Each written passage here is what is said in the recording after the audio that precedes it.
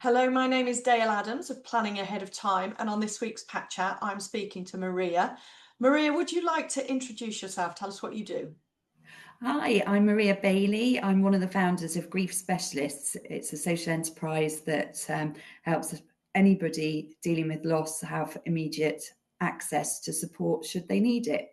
We have lots of online resources. We've got a network of about 40 grief professionals around the UK who are there for face-to-face or online support that we can part fund. We have lots and lots of articles on our website covering lots of different losses. And I know you're planning ahead of time, but we start people's grief journey with them quite often with anticipatory loss. So they're expecting somebody to reach the end of life, and quite often people need help with that. It's a lot to process. You might be a carer and you might be coming to the end of your term as a carer. And again, that's another loss because it's about finding a sense of purpose again. Yeah, no, you're absolutely right, because anticipatory grief to me is extremely important, because so many people like myself, when my mum had dementia, they do say that you're actually grieving that loss before that person dies, and you're seeing them changing. So you lose them multiple times. I mean, would you agree with that? Yes, I would. Yes, especially with something like dementia. There's many steps with dementia and many changes that you have to adjust to on an ongoing basis, from just perhaps somebody forgetting to close the fridge door to them forgetting your name perhaps and forgetting who you are in their life. And that's really hard. Yes. Yeah, I've no, thankfully it didn't get to that with us, mainly because my mum died before that happened. Um, but with other people I've known and friends whose parents have dementia, when they do forget who you are, I mean, that can be so crippling for a person. And so you help support people through that? Yes, yeah. So we've got online resources. In fact, we're just starting to work in the county I live in Somerset, with the carers community because, they've got, to give you an example of how big the need is, they've got 23 groups across the county that meet monthly. And they're, widely, they've got lots of people who attend. And that's one county. And that's one county. So Wow. it's huge. Yeah. And say somebody's juggling a job with that as well. Yeah. It's a big load for people to deal with. So some of our grief specialists actually specialise in helping people with anticipatory loss, and some work directly with carers like I do. So it's a big thing. So with all of your grief specialists, because you say they're sort of online, Mhm. and as in you can see them all, can't you? And you can have a look at the specialists that you have Mhm. within your group. And with those, you can actually sort of choose the person that maybe would fit with you. Is that right? And they are all trained to a certain degree, because I know when I spoke to you before, you said they had to have certain qualifications for you to recommend them and then be on your site. Yes, that's right. So it's a searchable directory. So you can search by loss, or you can just have a good old scroll through and read what people do. And we have lots of different, we call modalities, that are part of our directory. So we've got everything from grief counsellor, bereavement counsellors, people who run grief programs such as edutherapy, which are step-by-step 8-part programs. And then we also have grief yoga, grief reiki, hypnotherapy. We've got an array of people, because I always think one size doesn't fit all with grief. Grief yoga might be right for some, and other people might benefit from more structure. Yeah. Well, obviously, as you and I both know, we've got a book about how people grieve differently, which is Yeah, shared with you recently. But what I found interesting is that also you talk about how men and women grieve differently, because I know one of your grief specialists, I think it's Paul Butler, actually that's right. specialise in men's grief. Mm-hmm. Well, he covers everybody, but he has he does help men in particular. And men can often show grief symptoms in different ways. So they might not have as much of a community to share with as women, for example. They might display anger and frustration, whereas women are more likely to cry and let it out. Men can turn to alcohol more readily, for example, whereas women might turn to shopping as an acting out behaviour, just to fill that void and gap in their life. And I call it an acting out behaviour because it's something that's used as a prop, but it's actually not that helpful in the long term. Yeah. No, and I think that's it, isn't it? It's the emotions that come out and are displayed, and often they can be incorrectly allocated. You can just think that somebody's being angry and that's their behavior, they're an aggressive person, but in fact it is how that grief is manifesting through them. Yeah. And I think it's so important that people actually realize the different ways grief can be displayed. And I think one way or another, most people have to let it out. Otherwise, you're like a kettle without a lid. Eventually you're going to explode. It comes out somehow, whether that's in anger and big displays of emotion, or whether it's through isolation and shutting yourself away. It does come out. It can come out in ill health. I get a lot of people who've had physical symptoms of grief, like headaches, for instance, or backache, or even cancer. And you can trace that back to an unresolved grief in their life. I class that sort of imploding, because instead of, like say, letting it out, you actually internalize it. And then that in itself brings you, like I say, lots of health problems and physical problems that come from it, into depression if people don't deal with it. So it's really important that people have the ability to find the right grief counsellor or even expert, isn't it? So how did this come about, you putting all of this together? Oh, goodness. So my background is PR, actually. I didn't wake up one morning and say I'm going to work in bereavement and grief. Didn't happen like that. But I ended up doing the PR for a grief training organisation. And I ended up training in grief support because I needed to understand the process to be able to promote it. And then 2020 happened. 2020 was an interesting year for most of us. In fact, I would say it was a big grief event for a lot of people, because if you think of grief as a change or an end to a familiar pattern of behaviour, we all were in disarray, weren't we? We couldn't go to work, we were locked down, we had to stockpile toilet roll, for goodness sakes, so it's not our norm. No. So, and it's pretty much been swept under the carpet. People don't really talk about 2020 very much anymore, if they can possibly help it. But for me personally, my dad lived in America. He was American, and he died the day before we went into national lockdown. So I couldn't go over to see him. We had to say goodbye over the phone, which I know many people after me had to do the same thing if their relative had been taken into hospital and they couldn't go and say goodbye. A lot of people said goodbye in the back of ambulances, and that was the last time they saw the relative, or they said goodbye over the phone or on FaceTime.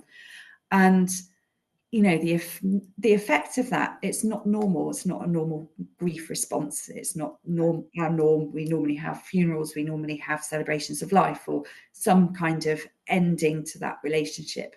So for me, that was really hard. That was strike one in 2020. Then we had a flood of people who needed support very quickly. So I spent 2020 creating resources, writing a lot about grief, trying to get in the media, talking about grief. Then at the end of 2020, well, I'll skip to the middle of 2020, July, everything's opening up again. We as a family decided to go camping in Cornwall. So we got our tent, went down there, pitched up, and my mum's friend phoned at 6 o'clock in the evening saying, "Your mum's been rushed into hospital."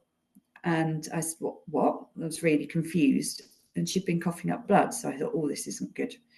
So 2 days later, she was diagnosed with terminal lung cancer.